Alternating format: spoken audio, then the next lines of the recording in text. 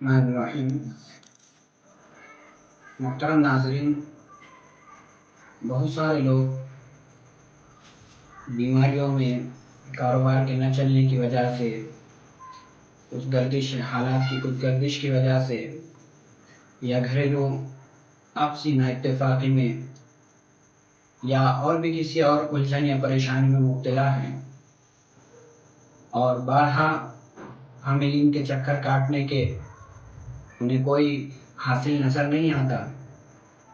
اور ہوتا یہ ہے کہ بعض لوگ انہیں کسی سفلی عمل کا اثر بتاتے ہیں، تو کسی نے کوئی جادو کر دیا اس طرح سے انہیں بتایا جاتا ہے، یا اور کوئی معاملات ان کے سامنے لا کر کھڑے کیے جاتے ہیں، اور وجہ یہ ہوتی ہے اس کی وجہ سے ان کا عقیدہ بھی خراب ہو جاتا ہے، اور کہیں نہ کہیں انسان اپنی زندگی سے بوریت محسوس کرنا شروع کر دیتا ہے۔ حالانکہ جہاں پر سحر کا، جادو کا یا پھر عملیات کا، کرنی کوٹالے کا جہاں تک تعلق ہے، وہ اپنی جگہ پر مسلم ہے، لیکن اس کے ساتھ ساتھ حدیث پاک میں آتا ہے کہ العین حق، نظر کا لگنا حق ہے۔ کوئی صحت مند آدمی ہے، اس کو کسی نے اگر نظر بد لگا دی، نظر لگ گئی، اس کی صحت اتار دیتا ہے۔ حدیث پاک میں آتا ہے نظر کا لگنا ایسا ہے کہ اگر جانور کو لگ جائے تو اس کو ہانڈی میں اتار دیتا ہے، اور اگر انسان کو لگ جائے تو اس کو قبر کے گڑھے میں اتار دیتا ہے۔ یعنی ایک صحت مند آدمی کو اگر لگ جائے تو وہ صحت مند آدمی بیماری کے دہانے پر پہنچ کر موت کے گھاٹ اتر جاتا ہے۔ تو نظر اتنی خطرناک چیز ہے، اور نظر، حدیث پاک میں نظر سے متعلق کئی سارے حدیثیں اور کئی ساری پیشن گوئیاں کی گئی ہیں۔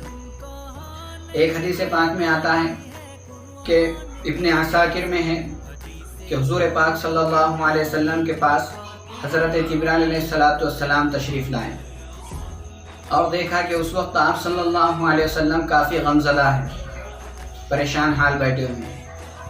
حضرت جبرائیل نے سبب پوچھا تو آپ صلی اللہ علیہ وسلم نے ارشاد فرمایا کہ حضرت امام حسن اور حضرت امام حسین کو نظر بد لگ گئی ہے، جس سے پتہ یہ چلتا ہے کہ نظر بد کا لگنا حق ہے۔ فرمایا یہ سچائی کے قابل نظر ہے۔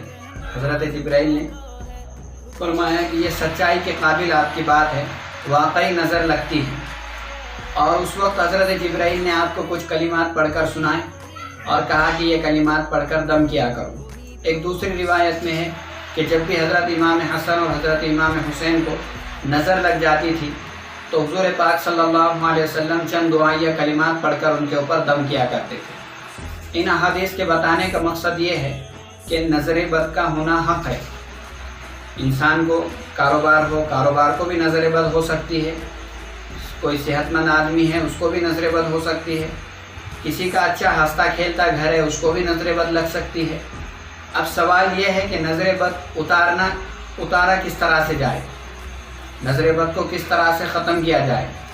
تو اس سے متعلق حدیث پاک میں کئی ساری روایتیں ہیں، بہت سارے اہل حق علماء کرام کے بہت سارے معمولات ہیں، بہت سارے وظائف ہیں، جس میں چند دو ہم آپ کے سامنے آج پیش کرتے ہیں۔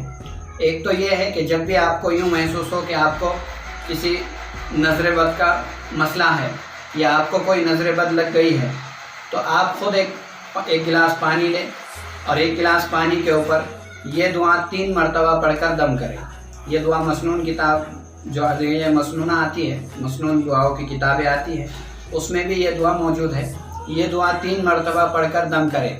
وہ دعا یہ ہے اعوذ بکلمات اللہ التامات من کل شیطان وہامہ ومن کل عین لامہ۔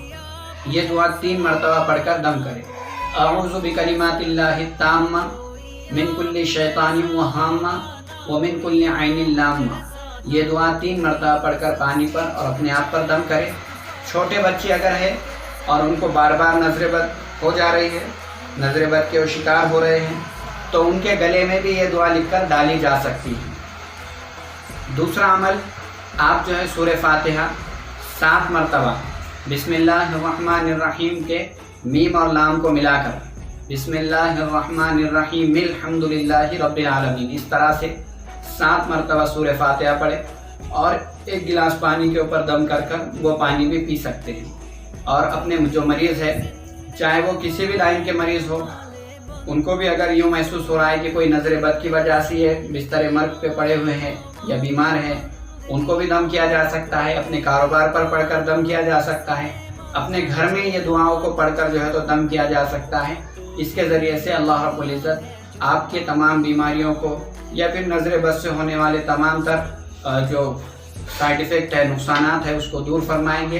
अल्लाह रब्बुल इज़्ज़त से दुआ है कि अल्लाह रब्बुल इज़्ज़त तमाम इंसानियत की दुनियावी व उखरवी तमाम परेशानियों को दूर फरमाए।